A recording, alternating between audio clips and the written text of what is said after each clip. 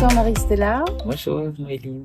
Alors ça y est, nous y sommes dans ce temps de rentrée. Et alors à Valenciennes, le temps de la rentrée, de la reprise de nos activités est marqué par le Tour du Saint-Cordon et la neuvaine qui suit.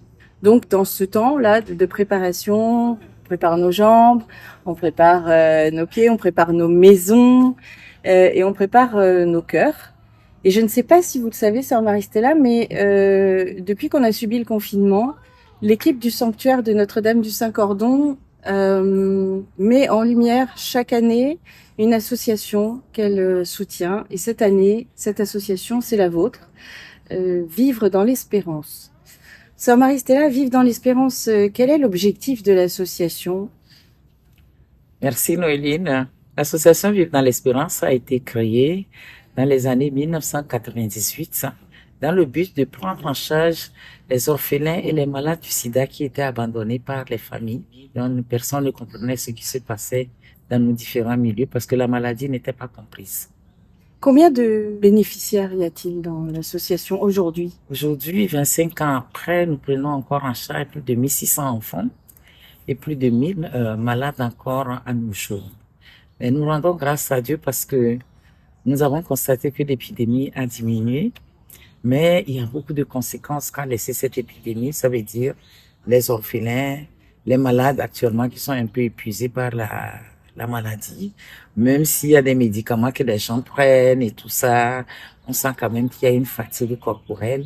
On sent que les gens n'ont pas beaucoup de moyens pour vivre, pour élever les enfants, pour les amener à l'école, pour les former, pour les éduquer. Alors nous sommes là pour les accompagner.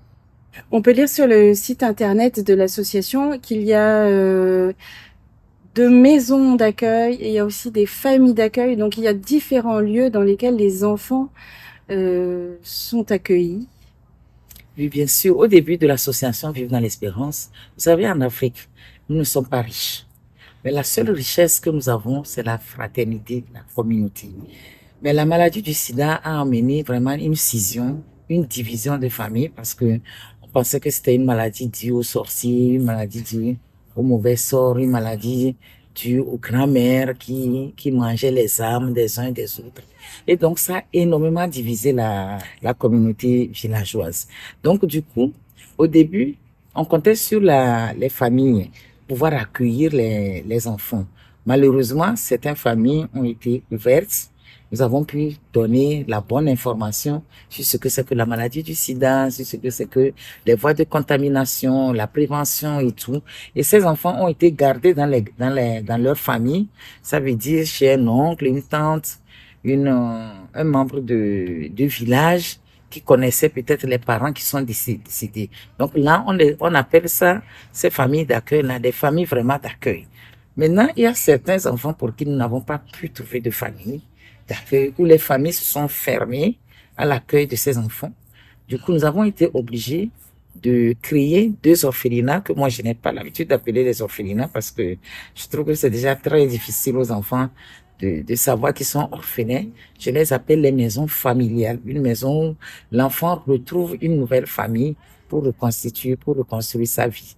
Alors, nous en avons 2. Donc, un pour les garçons, appelé Saint-Augustin, et l'autre pour les filles, appelée Sainte-Monique. Malheureusement, c'est la maison Sainte-Monique qui a été incendiée il y a quelques mois. Nous sommes en train de refaire les travaux pour replacer les enfants. Et comment peut-on concrètement vous aider? L'éducation coûte cher. Quel est votre appel? Mon appel aujourd'hui, c'est de continuer par parrainer les enfants. Le parrainage des enfants, moi j'appelle ça au sein de l'association, c'est le poumon. Parce que quand on parraine un enfant parrainé, je dirais que c'est une humanité gagnée. Parce que le parrainage permet de prendre la nutrition de l'enfant, l'éducation de l'enfant, la santé de l'enfant, la formation de l'enfant. Alors, en quoi consiste ces parrainages? C'est des personnes, c'est des familles qui s'engagent à donner 20 euros, 30 euros, 50 euros par mois pour soutenir une famille ou soutenir un enfant. Et régulièrement, ponctuellement. Et cela nous permet mensuellement de prendre en charge des enfants qui sont au niveau des orphelinats et aussi que ceux qui sont dans les familles d'accueil puissent venir chercher et ce dont ils ont besoin pour vivre. On s'engage pendant combien de temps quand on est parrain? On s'engage le nombre d'années qu'on peut. Que l'on peut. Le nombre d'années qu'on peut. Mais il y a beaucoup de parrains qui s'engagent jusqu'à ce que l'enfant finisse son cursus scolaire.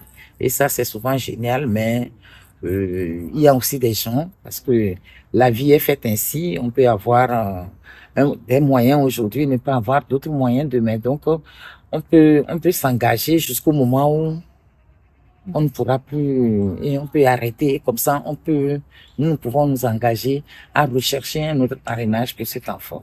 Donc, à l'heure actuelle, sur les 1600 enfants que nous n'avons que 800 parrainages. Donc, on a presque 800 enfants encore à parrainer dont nous sommes en recherche. Alors, nous serons vraiment bien contents que les gens écoutent notre appel et qu'ils nous viennent vraiment en aide. Parce que vraiment, quand on s'en rend compte que avec un parrainage, on peut sauver un enfant, c'est extraordinaire. C'est rien pour les gens ici, mais pour nous, c'est énorme. C'est énorme. Donc nous cherchons 800 parrains. Est-ce que l'espérance en 1990 et aujourd'hui, quels sont vos constats? En tout cas, moi, j'ai un constat positif depuis que la maladie est apparue. Les premières années étaient dramatiques. On pouvait aller jusqu'à 30 enterrements par jour. Aujourd'hui, on s'en rend compte qu'avec les médicaments antirétroviraux, avec les informations bien données, et je me rends compte que l'espérance de vie va de mieux en mieux. Et les gens se battent plus. Et avec les médicaments antirétroviraux, ça a quand même amélioré la santé de plusieurs personnes. Alors, tous les fidèles du Saint-Cordon, oui. En tout cas, bravo d'abord pour cette belle initiative de choisir tous les ans une association. C'est une belle preuve de solidarité, de générosité, de partage à travers ceux qui ont moins à vivre. Et c'est vrai que j'ai connu un peu ce que c'est que le Saint-Cordon dans les années 93 quand j'étais ici. J'ai beaucoup participé à la neuvaine pendant que j'étais ici. Et je serai vraiment très heureuse de participer à cette neuvaine de prière avec vous, avec les enfants au Togo dès que je serai vraiment rentrée. Je pense que Notre-Dame du Cordon a encore du boulot à faire. Et ces dernières années, avec tout le mal qu'il y a encore dans le monde. Hein? On vient d'avoir le Covid, mais il y a beaucoup de guerres, il y a beaucoup de personnes isolées, il y a beaucoup de personnes déplacées, il y a beaucoup de personnes qui sont en souffrance. Nous allons confier toutes ces personnes à Notre-Dame du Cordon pour que vraiment ce cordon-là puisse et d'abord protéger les familles de Valenciennes et en dehors de Valenciennes que nous puissions aussi avoir toutes ces grâces. En tout cas, bonne neuvaine, bonne fête, bonne prière et nous serons vraiment en grande communion. Et bravo pour les fidèles, pour les initiatives. Merci.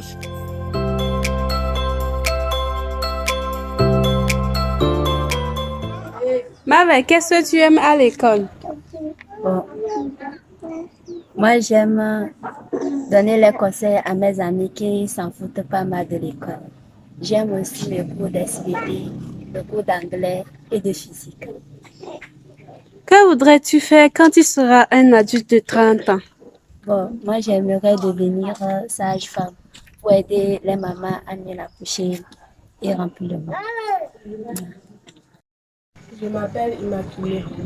Qu'est-ce que tu aimes faire à l'école? À l'école, j'aime bien faire la lecture et j'aime aussi les cours de l'EPS et de musique. Qu'est-ce que tu aimerais faire quand tu seras un adulte de 30 ans? J'aimerais être infirmière pour aider les personnes malades. Merci beaucoup. Bisous.